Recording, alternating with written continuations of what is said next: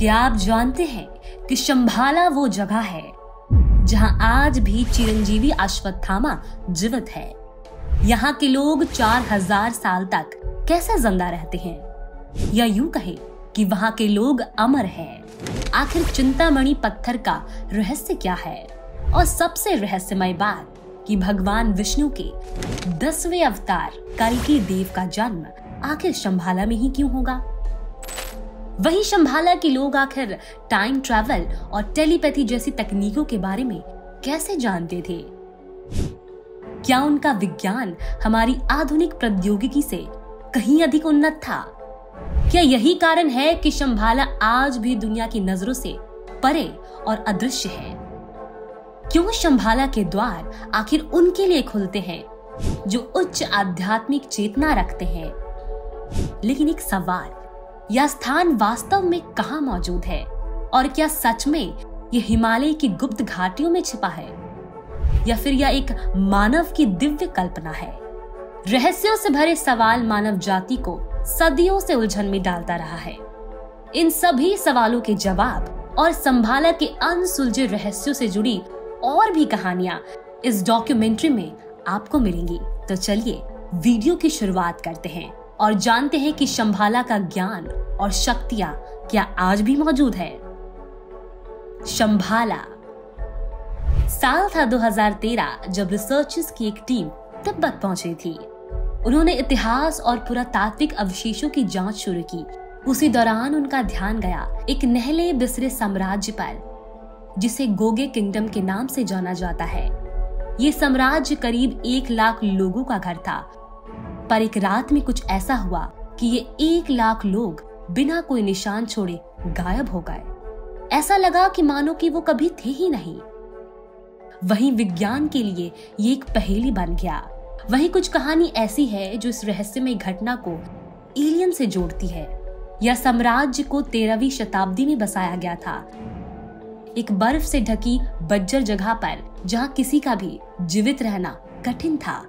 लेकिन धीरे धीरे समय जैसे जैसे बीतता गया और 15वीं शताब्दी तक यह साम्राज्य धन और वैभव से भर गया।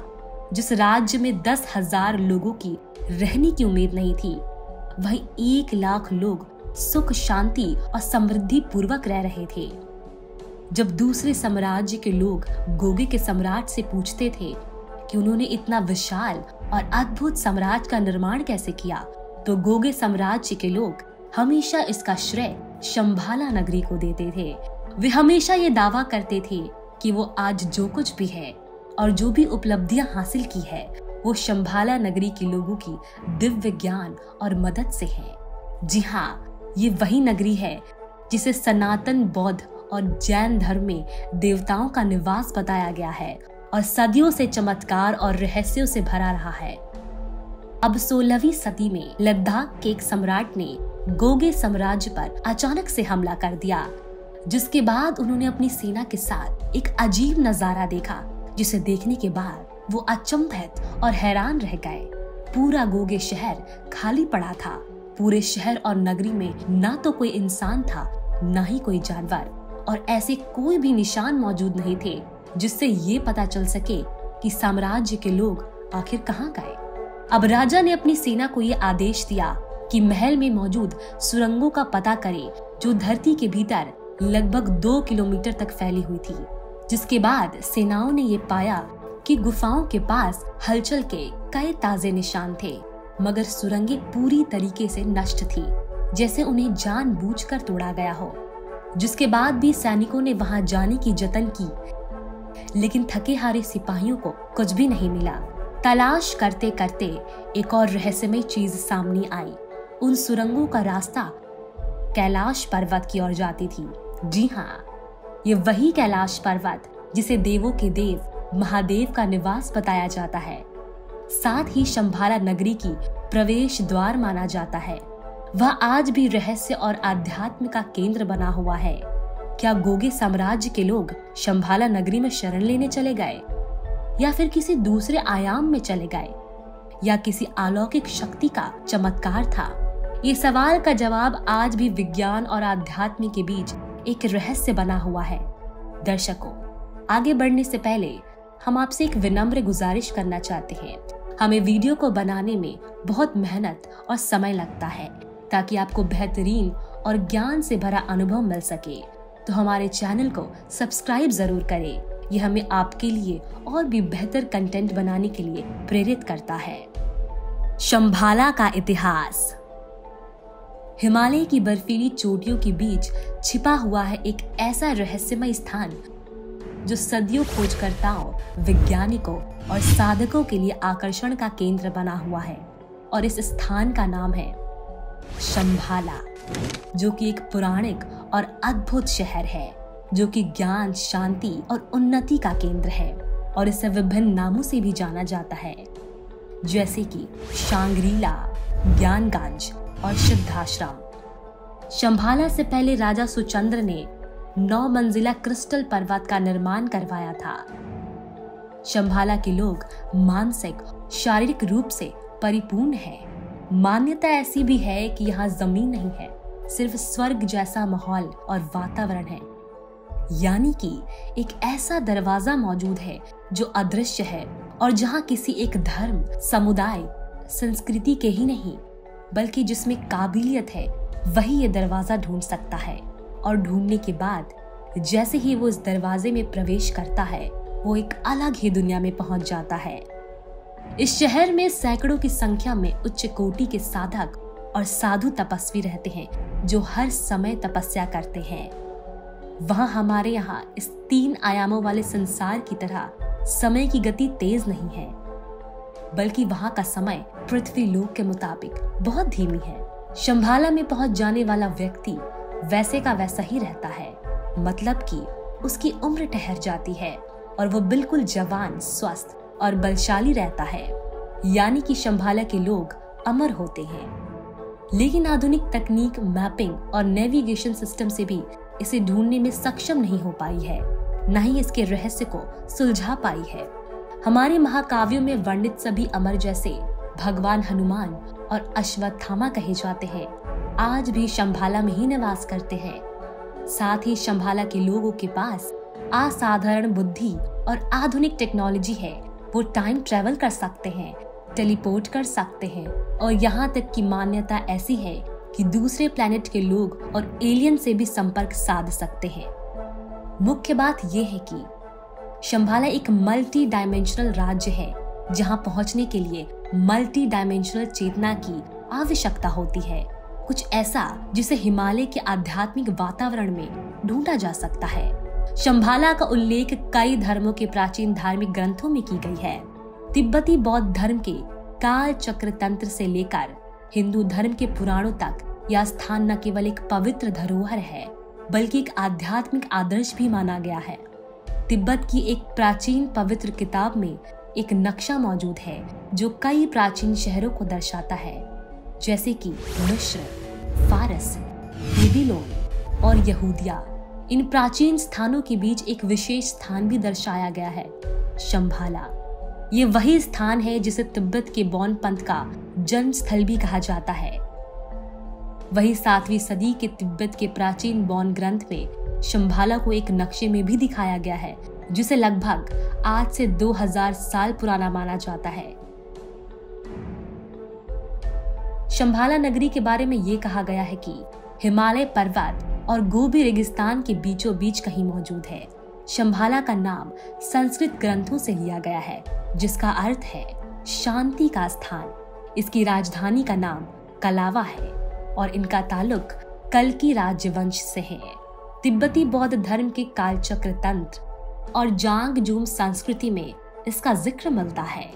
मान्यता है कि शंभाला में ही कल्की देव के अवतार का जन्म होगा जो कलयुग का अंत कर धर्म की पुनर्स्थापना करेंगे। शंभाला की उत्पत्ति। महाकाव्यों में वर्णित शंभाला नगरी एक अद्भुत साम्राज्य है जिसमें पिरामिड, आयुर्वेद और काल चक्र जैसे कई रहस्य छिपे हैं। पहले हम ये जानते हैं कि बौद्ध धर्म शंभाला के बारे में क्या कहता है। तिब्बती बौद्ध धर्म में शंभाला एक विशेष धार्मिक और आध्यात्मिक महत्व है। इसे एक दिव्य नगरी मानी गई है जो कि शांति, ज्ञान और आध्यात्म का प्रतीक है। बौद्ध धर्म के किताब काल चक्र में ये भविष्यवाणी की गई है कि जब दुनिया में अज्ञानता, हिंसा और अधर्म का बोलबाला होगा, तब शंभाला का अंतिम राजा प्रकट होगा और इस राजा को रुद्र चक्रण के नाम से लोग जानेंगे। जब पूरा संसार अंधकार में डूब जाएगी और धर्म का विनाश होने लगेगा, तब यही राजा प्रकट होकर धर्म की रक्षा कर अधर्म का नाश करेगा।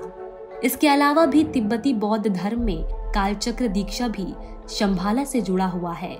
इस दीक्षा प्रक्रिया के दौरान साधकों को शंभाला की अवधारणा और उसकी आध्यात्मिक शक्ति का बोध कराया जाता है।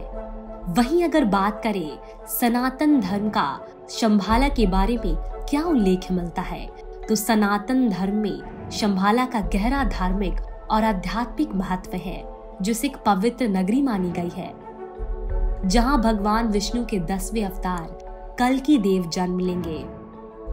श्रीमद् भागवत पुराण, विष्णु पुराण, महाभारत, मत्स्य पुराण और कल्कि पुराण में भगवान विष्णु के प्राकट्य का उल्लेख किया गया है।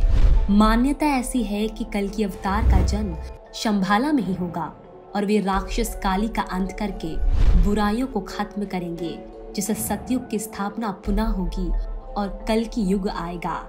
धार्मिक ग्रंथों के अनुसार कलयुग की अवधि लगभग 4,32,000 वर्षों की है और पहला चरण अभी चल रहा है। जब कलयुग का अंतिम चरण आएगा, तब भगवान विष्णु कल्कि अवतार लेंगे। वहीं कल्कि देव को वेदों और पुराणों में घुड़सवार योद्धा के रूप में दर्शाया गया है, जिनके हाथ में एक चमकती हुई तलवार होगी। मान्यता ऐसी भी है कि श्री कृष्ण के जन्म के समय ही इसकी भविष्यवाणी की गई थी और कल्कि देव का जन्म मार्गशीर्ष माह के कृष्ण पक्ष की द्वादशी तिथि में होगा, जो श्री कृष्ण के जन्म के 21 पखवाड़े लगभग 252 दिन की तिथि मानी जाती है। वहीं अब हम जानते हैं कि सनातन धर्म में भगवत पुराण में शंभाला और कल्कि अवतार के बारे में क्या कहा जाता है। तो श्रीमद् भागवत पुराण के पहले खंड के 25वें श्लोक में लिखा है, अथासु युग संध्यायांग दास्यु प्रणेशु राजसु जन्मानि विष्णु यशसा नामना कल्कि जर्ग उत्पत्ति। मतलब कि जब युगों की संधि होगी और अधिकांश राजा दसु अधर्मी स्वभाव के हो जाएंगे, तब भगवान विष्णु कल्कि नाम से अवतरित होकर जगत की रक्षा करेंगे। वहीं 12वें खंड के दूसरे अध्याय में 18वां श्लोक इस बात का प्रमाण देता है कि भगवान कल्कि का जन्म शंभाला में ही होगा।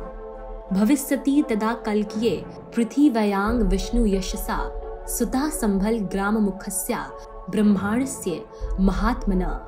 मतलब उस समय कलयुग के अंत में भगवान विष्णु के अवतार की पृथ्वी पर प्रकट होंगे और उनका जन्म संभल नामक गांव के प्रमुख महात्मा ब्राह्मण विष्णु यश के घर में होगा।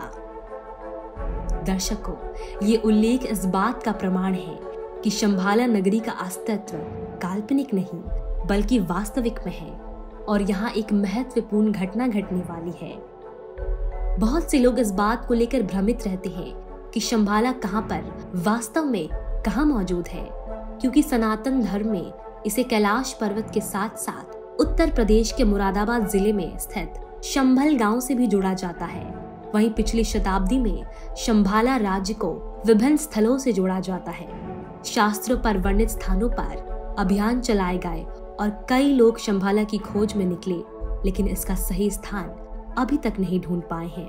हालांकि इसके भौतिक स्थान को लेकर अभी भी विवाद और सिद्धांत उभरे हैं। शंभाला के भूगोल का रहस्य आज भी अनसुलझा है और ये अज्ञात दुनिया की खोज करने के लिए प्रेरित करता है। तो दोस्तों, कैसी लगी आपको हमारी ये डॉक्यूमेंट्री वीडियो? कमेंट सेक्शन में जरूर बताइएगा। ऐसे ही वीडियोस के लिए हमारे चैनल अस्तित्व के रहस्य को सब्सक्राइब जरूर करें। धन्यवाद।